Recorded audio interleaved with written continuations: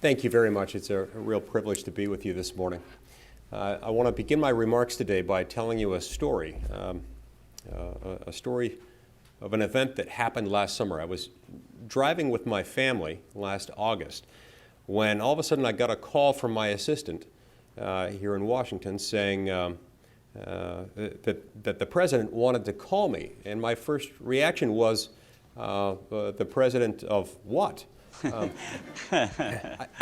get a lot of calls from a lot of people who are presidents of various organizations, and she politely informed me that she was referring to the President of the United States. This was an interesting time for a call from the President of the United States. We were right in the middle of an effort that I had been involved in involving the proposed defunding of Obamacare. I had recently published a book entitled Why John Roberts Was Wrong About Health Care, about my disagreement with the Chief Justice's reasoning in NFIB Sebelius. And my assistant didn't say what the president wanted to talk about.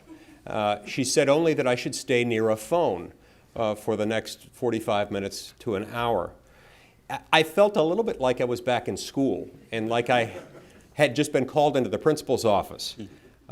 Except, of course, the principal, at least the principal at my school, didn't have nuclear launch codes. And add to that, neither the president nor myself are what you would call glad-handing, backslapping politicians along the order of, say, Ronald Reagan or Bill Clinton. So in short, this was shaping up to be what I expected might be one of the more all-time awkward conversations in the history of the telephone. But it wasn't. Quite to the contrary, it turns out he was just calling to talk about an issue that's near and dear to both of us, which is criminal justice reform, and to thank me for the work that I was doing. And he pledged his support to help me get something passed in Congress on this issue. Now, when this happened, the earth did not stop spinning on its axis, and dogs and cats did not start living together in the streets spontaneously. But that day, I knew the political ground had shifted, and criminal justice reform was finally on the table. It was on the table in a very real, very significant, very bipartisan way. I know that other speakers today have, or perhaps will, address specific provisions and strategies to reform sentencing, incarceration, and policies regarding reintegration. So with the few minutes that I have, I'd like to explain why I'm involved in criminal justice reform and why I think conservatives have such an important role to play in this particular debate, and why it is that more conservatives ought to get involved, along with people along every step on the political spectrum. America's criminal justice system is, in my opinion, in need of reform, not because current policies have failed, but in many ways because those policies have succeeded. Let me explain what I mean. This is an important point for reformers to recognize. Prevailing law enforcement strategies have helped make communities safer all around the country. And yet the current system, for all its merits, nonetheless leaves too many Americans behind. Some of them are reformed offenders who are left behind languishing in prison. Some of them may be innocent men, women, and children on the outside of the prison walls, trapped in fraying communities with too little security and far too few fathers, uncles, and other brothers. A generation of tougher on-crime policies has created new challenges that it's up to our generation now to meet. Now to meet, hopefully, with the benefit of those fathers, those sons, those older brothers, those younger brothers, all of whom are desperately needed in their own communities. We have the challenge of over-criminalization, of over-incarceration, and over-sentencing.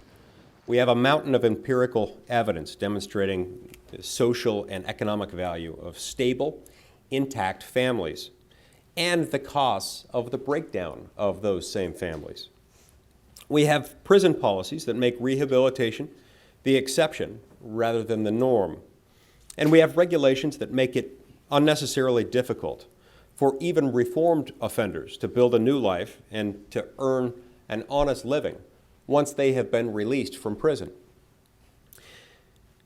As a conservative, I believe the purpose of government is to protect and promote our free enterprise economy and our voluntary civil society, America's two networks of human opportunity where individuals come together to meet each other's needs, improve each other's lives, and help themselves by participating in a system in which they help everyone else. These networks cannot function at all. They certainly cannot function properly when they're threatened by violent predators. And so society certainly and quite properly reserves the right to incarcerate them. But nor can our free market and our civil society properly function when people are unnecessarily excluded from fully participating in a free market economy and in our voluntary institutions of civil society. And so, incumbent in the power to punish crime is the corresponding responsibility to sentence offenders on an individualized basis and for a period of time that extends no longer than necessary. And it also includes a commitment to rehabilitate as many offenders as possible to prepare them for full reintegration into our economy and into our society. And if reformed offenders can be restored to the families and the communities that we know so desperately need them, while at the same time freeing up additional resources to prosecute serious crimes and incarcerate those criminals that need to be incarcerated, then the moral argument for such restoration is no less compelling. Whether they know it or not, all Americans have enjoyed the benefits of a generation of tougher law enforcement policies. But when benefits diffuse, costs are usually concentrated, and almost always among the politically marginalized and economically vulnerable in our society and in our economy. There are families and neighborhoods across the country who have borne the brunt of these high costs. For instance, if you brought together all the children in the United States with a parent in prison, they would make up a city roughly the size of Chicago. That's significant. That's stunning. That ought to be of concern to every one of us. These children and their families and their neighborhoods too often find themselves locked in a different kind of prison, one without the physical walls and the barbed wire that we commonly associate with our penal institutions. Prisons of poverty, of instability, of immobility, and of isolation. Criminal justice reform is good policy.